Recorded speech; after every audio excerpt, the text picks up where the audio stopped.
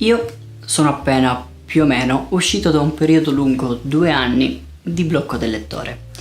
In questo video vorrei dunque darvi un paio di consigli su come affrontare e superare questa condizione mentale, specialmente dicendovi cosa non bisogna fare per non peggiorare la situazione.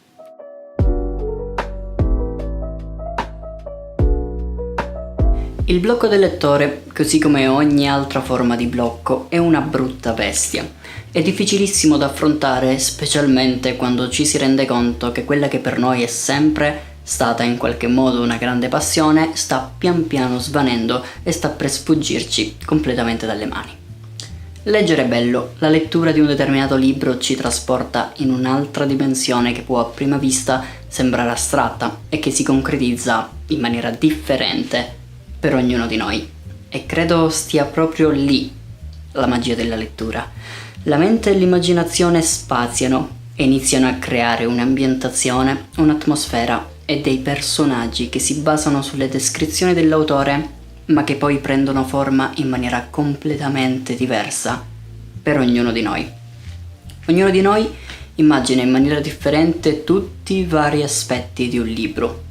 Ognuno di noi si crea il suo personale film mentale leggendo un'opera interessante, quindi ognuno di noi immagina inquadrature differenti, silenzi di diversa durata, anche quelli sono importanti, e personaggi con le caratteristiche estetiche non descritte in maniera dettagliata differenti. Questo perché, semplicemente, la nostra immaginazione va a colmare i buchi lasciati dalle informazioni spesso volutamente scarne di un'opera.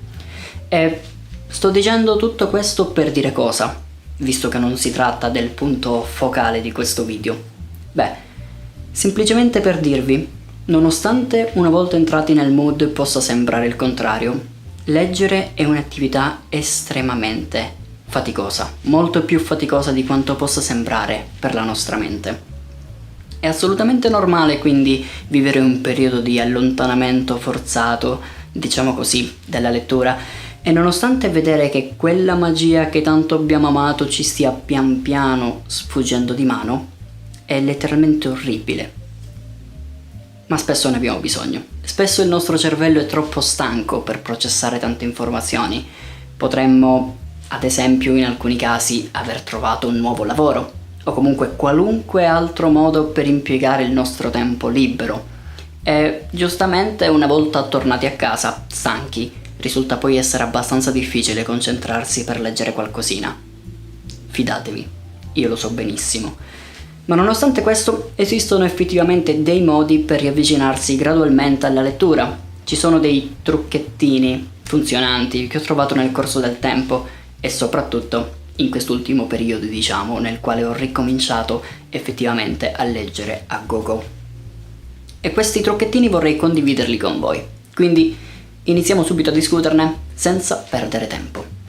Il primo di questi consigli, il primo consiglio che voglio darvi, nonostante rischi effettivamente di sembrare banale, è quello di non sforzarsi.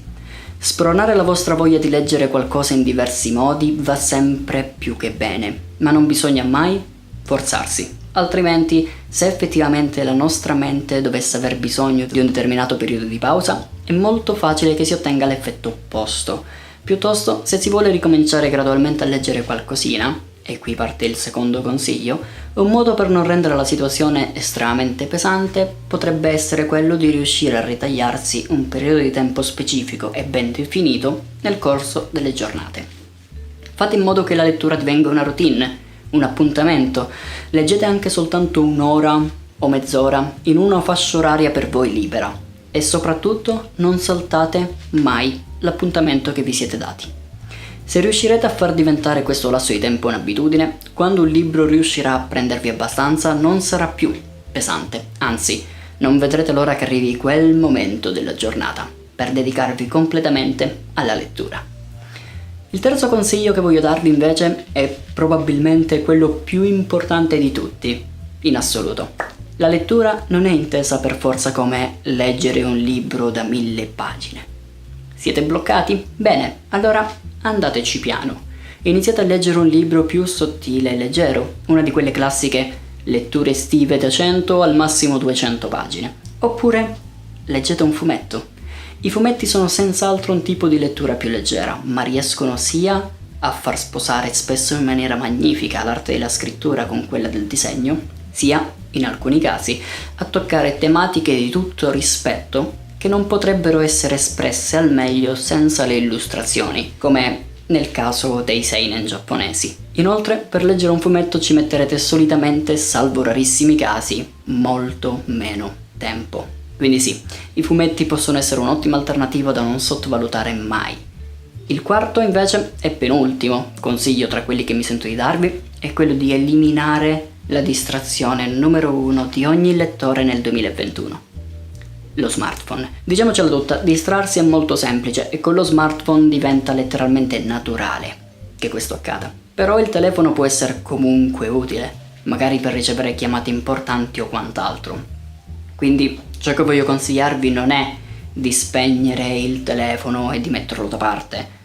Per motivi legati al lavoro e alla famiglia è sempre meglio non farlo, proprio per evitare di perdere delle chiamate importanti. Come ho detto prima, ciò che vi consiglio è di scaricare una di quelle app che aiutano a mantenere la concentrazione, come ad esempio Forest, che è quella che utilizzo io personalmente e che sto utilizzando anche in questo periodo. In questo modo avrete risolto il classico problema della distrazione da social o della distrazione da chat, almeno per il tempo che avrete deciso di poter dedicare alla lettura, quindi per quello che sarete riusciti a ritagliarvi.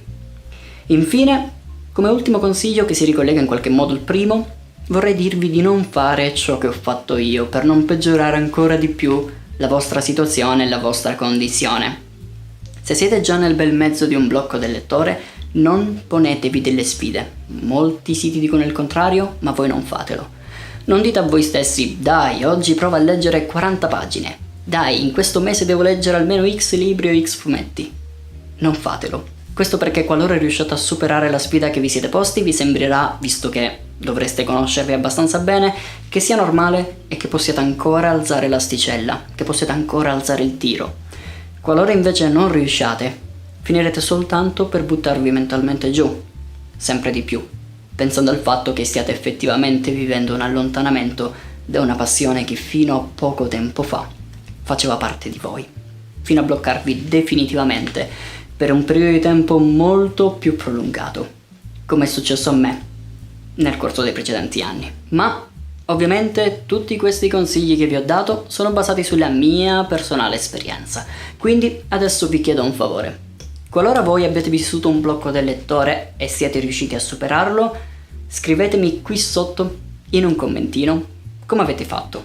Questo per un semplice motivo. Immaginate un forum di commenti pieno di testimonianze multiple da parte di persone con caratteri e vissuti differenti. E immaginate quanto potrebbe essere utile e preziosa una risorsa simile ad una persona che sta vivendo un blocco e che per un motivo o per l'altro è stata mandata su questo mio video, dall'algoritmo di YouTube.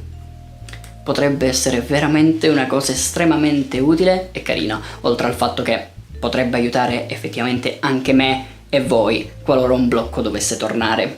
Quindi ora mi affido a voi. Io spero che questo video vi sia piaciuto e che i miei consigli vi siano stati utili. Qualora vogliate seguirmi sui miei vari social che sono comparsi in questo momento, potete trovarli anche qui sotto nella descrizione del video. E noi ci vediamo in un prossimo video, sempre su questo mio canale, di martedì o di venerdì. Alla prossima, gente. Bye bye.